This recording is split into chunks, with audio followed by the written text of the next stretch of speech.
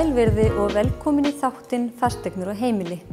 Í kvöld ætlum við að heimsækja hana Heiðrúnu Jóhannsdóttur sem fylgihluta hönnuður og hjá henni eru ýmsir leyndardómar í hverju horni á heimilinu. Einnig ætlum við að heimsækja hann Ingólf Geir Gissurason, fasteignasala hjá fasteignasölunni Valhöll. Því næst ætlum við að heimsækja hana Elvu Hrund Ágústsdóttur stílista en hún ætlar að dekka fyrir okkur hátíðarpáskaborðið í ár. Síðan heimsækjum við hana Laufeyju Birkisdóttur, snyrtifræðing, en hún hefur náð að samtvinna heimili og atvinnurekstur með góðri útkomu. En við byrjum á að heimsækja hana Heiðrúnu Jóhannsdóttur í Garðabæinn og lítum inn á heimilið hennar.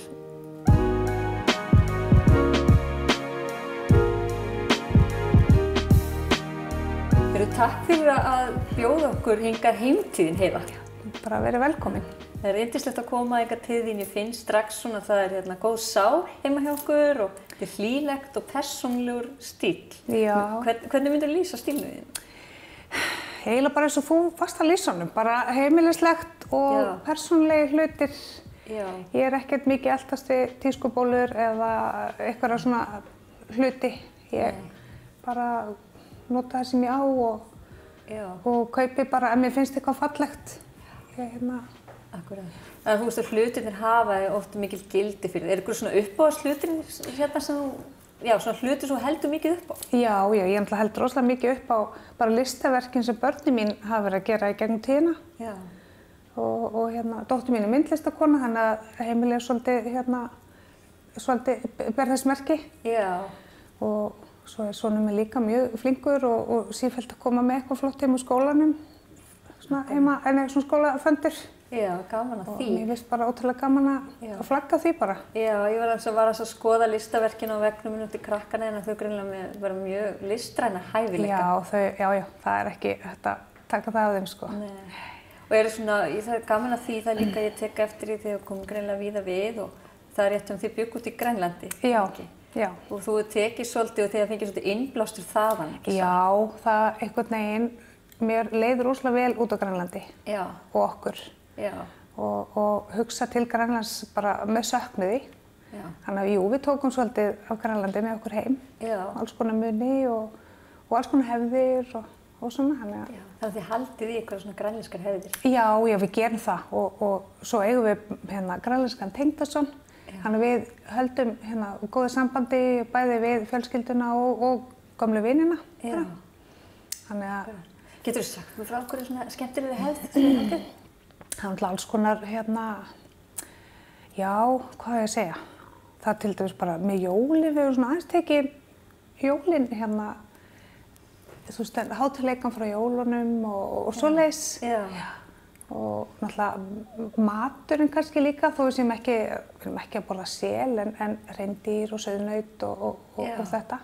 Já, skemmtilegt. Blöndur svolítið grænlenskum matarhefðum kannski líka. Já. Með okkar íslensku. Það er mjög gaman að því. En svo séð þú líka mjög dugleg greinilega að safna gömlum hlutum. Ég sé hérna ýmsa hluti á stangli, gamla síma og ritvél og annað. Er þetta hluti sem eru fjölskyldinni? Já, þetta er meira og minna frá langömmu minni og langafa. Já. Og hlutir svona sem eru áskott. Ég er ekki að þræða mikið antíkbúðir eða að kaupa mikið sjálf. Nei. Þetta er allt eitthvað svona meira og minna persónulegt. Já. Og klukkurnar þannig til dæmis komu bara úr gamalli klukkubúð í Ísafirði. Ég rak blómabúð í gamalli gömlu húsnæði frá klukkubúð. Já, skemmtilegt. Og þetta var bara skilið eftir og var bara á leiðin á haugana. Já. Gaman að skoða svona ólíkar klukku og ólíkum tímabilum greinilega. Já, mjög. Og svo eru allar á singur tímanu því þær hafa bilað. Og voru bilað þær var komið inn og voru greinilega leiðinni viðgerð. Já. Þannig að þær eru bara stiltar eins og það voru. Já, það er dásamlegt. Svo þau hafa biluð. Svo ertu með líka fallega gamla bæði veggklukku og standandi klukku í stofunni. Já, það er stofuklukkan frá foreldrum mínum og svo tengdaforeldrunum líka. Já. Gaman. Svo það er svona eitt annað frá tengdaforeldrunum og svona, þannig að við höfum svona sankað að okkur ýmsu. En þú sjálf ert náttúrulega fylgihluta hönnuður og svona gert ýmislegt annað. Ég sé að þú ert með svolítið með gæru og skinnjarni og svona. Er þetta hlutir eftir þig? Já, þetta eru, ég byrjaði sem sagt að gera ljósakrónu og gærum fyrir 5 ára síðan og sýndi þá á Hönnunarmars. Já. Og svo langaði mig alltaf að bæta eins inn í heimilislínuna. Já. Og fyrir 2-3 ára síðan þá fór ég að gera hljómplötutuðrur og svona tímaritatöðrur og víntöðru. Já. Kallað töðrur, þetta eru svona mjúkar leður svona leðurhólf. Já. Og já, þannig að það er svona það sem ég hef svona verið að dunda mig við svona meðfram fylgihlutum fyrir konur. Ég ætlaði aðalega að gera töskur og hálsmen og svona. Já, einmitt. En mér finnst alltaf gaman að taka smá hliðarspor og leika mér aðeins og stökkva út fyrir það. Fallega hluti fyrir heimili, já, mjög. Já, mér vantaði eitthvað undir plöturnar mínar og þá fór ég að gera það og mér finnst ósmart að vera með pappa beljunar upp á borði og þannig að ég saumaði leður utan með það. Þetta er mjög skemmtilega og ég sé útfalið fulla innblæstri. En það er líka annars ég tók eftir. Ég sá ýmiss konar horn á veggjum. Fóruð þið á veiðar í Grænlandi eða? Já, maður minn er náttúrulega algjör veiðimaður sko. Og jú, ég fór nú einu sinni í svakalega ferð í Grænlandi. Já. Þannig að hornin koma mikið þaðan. Já. Og já, bara flest held ég bara koma þaðan sem við erum með. Virkilega, það er virkilega gaman að sjá þetta og þetta fallegt heimili. Já, og það að maður sér það þegar maður kemur hingað inn, þú veist, þennan persónulega fjölskyldustíl. Já, maður verður að passa upp á það. Maður verður að missa sig ekki alveg í IKEA-bæklingin, sko. Já, það er notagildið og fagurfræðin sem fer saman hjá okkur. Já, og bara öllum líður vel. Já, frábært. Takk kærlega fyrir að leyfa okkur að líta inn. Takk fyrir það. Takk fyrir að bjóða okkur hingað í heimsókntíðin í Valhöll. Verið velkomin. Allir eru velkomnir í Valhöll. Já, frábært. Mér langar aðeins að heyra hvernig líst þér svona á stöðuna í dag á fasteignamarkaðinum? Já, þessi dagur er náttúrulega merkilegur. Það er vonandi skrifandi kjarasamninga í dag sem að menn hafa verið að búast við að gangi bara marga vikur og jafnvel marga mánuði. Það búið svona svolítið heltaka þjóðfélagið og markaðinn, sérstaklega eftir áramót. Já. Þannig að margir hafa verið að bíða og þetta verið svona aðeins sleni yfir þessu á öllum sviðum, bæði bíla og fasteignamarkaðinum. Þannig að ég er bara mjög bjartsýnn á að verði dálítið þáttaskil núna. Já. Svona fljótlega upp úr þessu. Já, það er svona með hækkandi sól að þá mun bjartsýnin ríkja. Já, sérstaklega af því að þetta er núna að baki. Þessi óvissa með þessa kjarasamninga. Og mér skilst að á þessum fréttum sem hafa verið að þetta leggja dálítið línunar við aðra hópa. Já. Þannig að það er bara allir bjartsýnir í dag. Það hefur áhrif. En þið voru að fá alveg stórglæsilega eign hjá okkur til sölu. Já, við vorum að fá í sölu við höfum verið að selja fyrir byggingameistara sem er nú búinn að vera í nokkra áratugi og svona traustur og þekktur aðili, Big Ben heitir hann. Hann byggir upp í Úlfarsárdal og hefur verið að byggja mikið þar og er með fjölbýli þar núna sem við höfum verið að selja úr. Og það var að koma þarna í stigagang svona síðasti hlutinn og einhverjar 10 íbúðir cirka. 2 herbergja, 4 herbergja og 5 herbergja. 2 herbergja 60 fermetra íbúðir sem hafa verið þó nokkuð vinsælar. 4 herbergja og 5 herbergja. 4 herbergja með 3 svefnherbergjum og 5 herbergja með 4 svefnherbergjum sem er náttúrulega ekkert mjög algengt í fjölbýlishúsum. Kringum 125 fermetra stæði í bílskýli með öllum íbúðum. Glænýtt og til afhendingar mjög fljótlega er bara innan nokkra vikna. Þetta eru mjög skemmtilega hannar. Þetta er svolítið hvítir grunnliturinn og... Já, það eru innréttingar eru hvítar og svona glansandi og falleg gólfefni, parkett á öllu og uppþvottavélar í eldhúsi. Baðherbergin eru flísalögð og með hvítum innréttingum og öllu slíku og í rauninni allt bara frágengið frá A til Ö. Þetta er bara tímalaus og stílhraun hönnun sem að fólk er mjög hrifið af í dag. En svo er staðsetningin, hún er mjög heillandi. Staðsetningin er mjög góð, hún er þessi blokk, þetta heitir Skyggnisbraut 16, þetta er efst í hverfinu og með mesta útsýninu þar að leiðandi.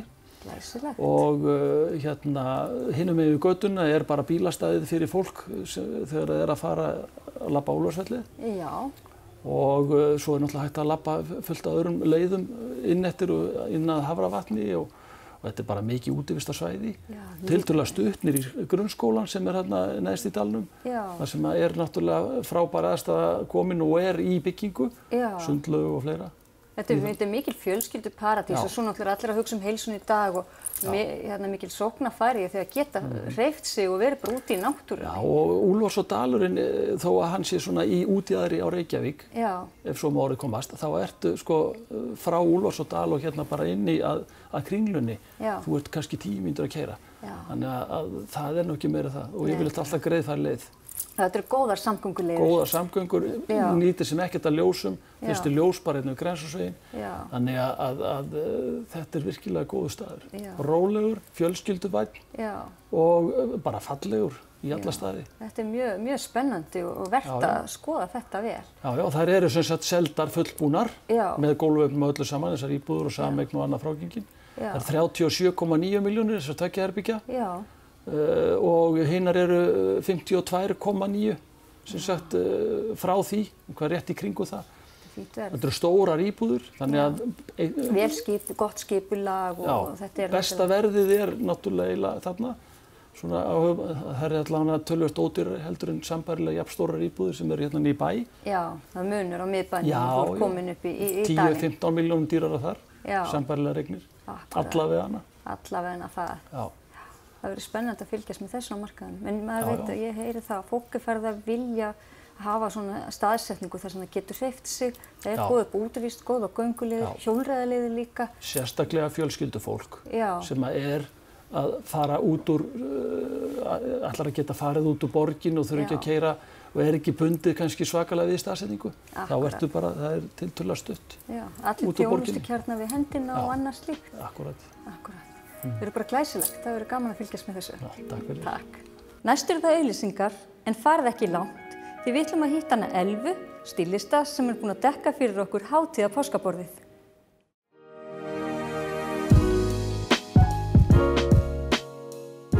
Verið velkomin aftur í þáttinn, en nú ætlum við að kíkja til hennar Elvu og skoða páskaborðið.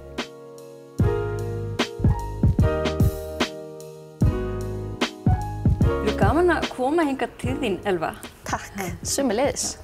Ég sé að þú ert alveg komin í páskagírinn. Já. Þú ert náttúrulega starfað sem stílisti. Já. Mér langar aðeins svona að heyra hjá þér svona hvað er svona páskaþemað í ár? Páskaþemað í ár, að mínu mati, er að hleypa náttúrunni inn. Mér finnst þetta að vera svona tími þar sem allt er einhvern veginn að vakna til lífsins og þá er að gera að hleypa bara náttúrunni inn með því að til dæmis að fara bara í góðan göngutúr með skærin og klippa greinar og setja í vasa og skreyta jafnvel bara borðið með því. Já, það er mjög gaman að því. Já, akkurat. Þú ert hérna búin að dekka fyrir okkur 2 hátíðar páskaborð. Já. Og ég meina, hvað myndirðu segja ef við förum bara ef við værum að bjóða upp á dögur? Hvað er svona, myndirðu hafa svona þemað í þegar þú ert að fara í hátíðisverðin? Ef ég væri að gera hátíðisverð, þá myndi ég líklega hugsa þetta svona meira sem svona hlaðborð, þannig. Og ég myndi dekka það allt í svona frekar ljósum litum, svona ljósum tónum, pastellitum og hvítu, út af því að mér finnst það líka bara svona fallegt ef þú ert með gulu páskaliljurnar og það allt með. Þá er einhvern veginn ekkert einhverju liti sem er eitthvað að æpa beint á hvort annað. Nei, er ekki svona ríkjandi. Nei, einmitt, að þú veist að þeir einhvern veginn bara, þeir tóna vel saman. En svo aftur á móti svona við kvöldverðarborðið þá er alveg gaman að fara í svona dekkri tóna og leyfa sér svolítið bara að vera þar. Og eins og ég hef gert hérna þá er það undirstaðan er eiginlega svolítið sko svartur og dökkgrár og svo gildur sem að mér finnst eiginlega svona fallegt á móti þessum svarta lit út af það færir einhvern veginn svona pínu glamúrinn og setur einhvern veginn svona, gefur svona góðan kontrast einhvern veginn. Ég tók einmitt eftir því, þetta gerist með að þú ert með þennan dökka liti, svo kemur gildiliturinn, þá er einmitt glamur, svona hátíðleikinn. Já, akkurat. Svo er annars ég tók eftir sem er mjög skemmtilegt. Það er líka hvernig þú raðar saman, þú veist, glans, möttu, þú veist, þú ert þess að brjóta upp. Já. Þess að ná svona ákveðni. Mér finnst það nefnilega mjög einhvern veginn, mér finnst það mikilvægt þegar maður að dekka borð það að blanda saman ólíkum áferðum í borðbúnaði og eins og á hádegisverðarborðinu þar til dæmis svolítið með þetta svona rifflaðar línur á móti síðan bara hreinni keramík og á kvöldverðarborðinu þá kemur þessi glans áferð í þessu gilda á móti síðan möttum svörtum leirdiskum og það finnst mér finnst það einhvern veginn svona gefa þessa góðu stemningu og bara einhvern veginn brjóta svolítið upp í staðinn fyrir að þetta væri allt í sama, hvað maður að segja, með svona sömu áferðinni, að þá verður það kannski meira flatt. Já, tekur minna eftir. Já, og svo nefnilega fallegt að blanda þá líka saman ef maður með til dæmis svo mikið dökkt eins og við erum með á þessu borði, að þá gaman að vera með glær glös á móti, þú veist, til að fá líka þennan hreinleika, þetta tæra look, þannig. Kemur skemmtilega út. Svo tók ég eftir, þú varst með svo flottu pavólu og lítil gul egg eða þetta páskalekri sem frá Johan Bouleau. Kemur mjög skemmtilega út. Akkurat. Þú brýtur einmitt líka svo upp. Já, og það einmitt svo sniðugt að baka bara svona litla pavlóur í staðinn fyrir að vera að gera stóra köku. Það getur maður bara gert í þeirri stærð sem maður óskar og jafnvel, þú veist, og þá bara sett einhverja sletta á rjóma og síðan einhver ber eða eitthvað þannig. Eða þá, eins og ég gerði, þá bara móta ég svona litla holu í miðjunni á pavlóunni og fyllti síðan þar upp með lakkrís. Mjög skemmtilega, þetta alveg bráðskemmtileg hugmynd. Þetta flottu dessert, eða þú veist. Mjög. Og gaman að sjá þetta. Og svo notar þetta eggin líka og páskaeggin og gera svo út með skurn og það hægt að gera fjölmargt. Já, það nefnilega hægt að gera svo margt eins og ég notaði bara skurnin af eggjunum sem ég var að baka, pavlóðunar. Þú veist, þannig að þú veist, að gera láta einhvern veginn ekkert vera að fara til spillis og bara nota það sem maður álíka heima. Bara fjaðrir og greinarnar sem maður tínir bara úti og svo náttúrulega gaman að setja náttúrulega eitthvað blóm og páskaliljur í vasa og það svo fjölbreytt úrval núna sem maður finnur einmitt í blómabúðunum. Þannig að þú veist, það alltaf spretta til lífsins í alls konar litum. Þetta alveg dásamlegt. Ég bara hlakkar til að fara að leggja borð fyrir páskahátíðina heima. Þakka þér bara kærlega fyrir góð ráð. Já, takk sömuleiðis. Takk kærlega Laufey fyrir að bjóða okkur hingað heim og hingað líka þar sem þú ert með snyrtistofuna þína Leilu. Já, bara velkomin. Bara gaman að fá okkur. Takk fyrir það. Það mjög áhugavert að vita hvernig að samtvinna atvinnurekstur inn á heimilinu? Það bara mjög gott að gera það. Og ég tók þessa ákvörðuna því að ég hafði allt þetta pláss hérna og bý hérna uppi. Og þetta mjög sparar tíma, sparar orku og maður bara rétt skreppur í vinnuna niður og þetta mjög þægilegt bara fyrir alla líka sem að búa hérna. En svo líka maðurinn minn, hann að vinna líka hérna heima, þannig að þetta bara, við hittumst oftar og ég held að kunnarnir mínir, þeir eru bara mjög ánægðir með þetta. Já, þeim líður vel, þetta svona persónulegt umhverfi. Já, þeim líður bara mjög vel. Ég var svolítið svona stressuð fyrst þegar ég tók þessa ákvörðun, ég gerði þetta ekki. Svo þessi, bara taka ákvörðun það og ég spurði kunnana mína svona út í þetta, hvort þetta væri svona möguleiki, hvort þeir myndu koma og þeir bara voru mjög jákvæðir með þetta. Þannig að þeir hjálpuðu mér að taka ákvörðunina. Já, frábært. Og þarna, þú ert þarna eins og segir, þú getur samtvinna svolítið vinnuna og fjölskyldulífið.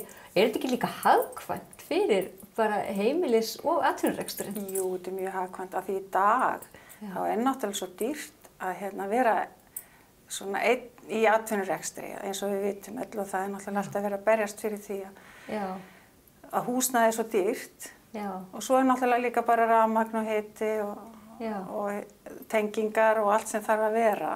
Þetta svo mikill kostnaður og það leggst ofan á líka verðið og kúnninn kannski ekki alveg tilbúin að borga fyrir það. Þannig að hagraða fyrir kúnna líka. Getur veitt betur þjónustu og lægra kannski verði en annað breytist ekki. Nei, það eru að fá sömu þjónustu og ég vil bara enn betri og þér líður vel í þínu umhverfi. Mjög vel, mér líður alveg rosalega vel. En segum við hvað ertu að gera? Hvað svona sérstæða snyrtistofuna Leilu? Hvað ertu að bjóða upp á? Já, ég hef sérhæft mig í andlitsböðum undanfarin ár og ég hef búin að gera það alveg í 25 ár. En núna ég að taka inn nýtt tæki sem heitir Casey og frá Bretlandi og algjör bylting í, sem sagt, við erum að lyfta vöðvunum í andlitinu og við erum að örva starfsemina í húðinni og þetta svona án inngrips. Þetta meðferð án inngrips. Já, þeir hafa fengið verðlaun í Bretlandi 3 sinnum og þeir eru búin að þróa sig í 20 ár. Og þetta, allir mínir kúnnar hafa tekið þessu bara mjög vel. Þetta mjög spennandi. Án, ég ekki að mæla á móti, fólk hefur þarna val. Það getur valið á milli hvað það vill gera, hvort það vill koma í tæki eða hvort það vill láta gera skyndilausnir. En þetta ekki skyndilausn, þetta svona bara eins og fara í líkamsræktina og svo halda sér við. Já, þetta svona langtímalausn. Ég heyrði hérna daginn einmitt forsögun að þetta tæki var til og hvernig það verið þróun. Getur aðeins sagt okkur frá því, hvernig það byrjaði? Nú eru 32 vöðvar í andlitinu og þegar fólk var heilablóðfall og kannski lamast öðru megin, þá þetta fundið upp til að styrkja þá hlið sem hafði lamast. Styrkja og stinna vöðvana og mýkja húðina. Þannig að svo hafa þeir bara þróað þetta áfram fyrir almenning. Og þannig að við erum eiginlega að minna á vöðvana á hvar þeir voru hér einu sinni. Ég skil. Og ýta þeim áfram og það var líkamsræktin þeirra að viðhalda. Svo þetta líka fyrir líkamann. Ég ekki alveg búin að taka það inn ennþá, en ég ætla mér að gera það því þetta gefur svo góða raun. Þetta hefur reynst, ég búin að vera með núna í 2 mánuði með þetta. Og ég bara rosalega ánægð með árangurinn. Þannig að ég ætla bara að halda ótrauð áfram og gera líkamsparta og styrkja það vöðva sem þarf þar. En þú þarf ennþá að fara í líkamsræktina. Já, maður að halda því áfram. Þetta var bara allt gott saman í bland. Þetta mjög spennandi og áhugavert fyrir fólk að prófa þetta. Og svo ertu líka, þetta snyrtistofa, þá getur líka fólk komið til þín í förðun og annað slíkt. Þú ert í raun og veru að bjóða upp á allt sem að snyrtifræðingur að gera. Já, ég að bjóða upp á fætur og hendur og litun og svo ég að selja vörur. Guerlain og Clarins, þannig að ég get líka leiðbeint fólki með það eftir meðferðir. Og ráðleggingar. Það er frábært að fá að koma hingað til þín og sjá þetta Laufey og ég bara segi gangi vel og dásamlegt að geta samtvinnað atvinnurekstur og heimili. Takk fyrir það, kærlega. Takk fyrir komuna. Fleira verður ekki þættinum í kvöld, en við þökkum ykkur fyrir samfylgdina, sjáum ykkur á viku liðinni, verið sæl.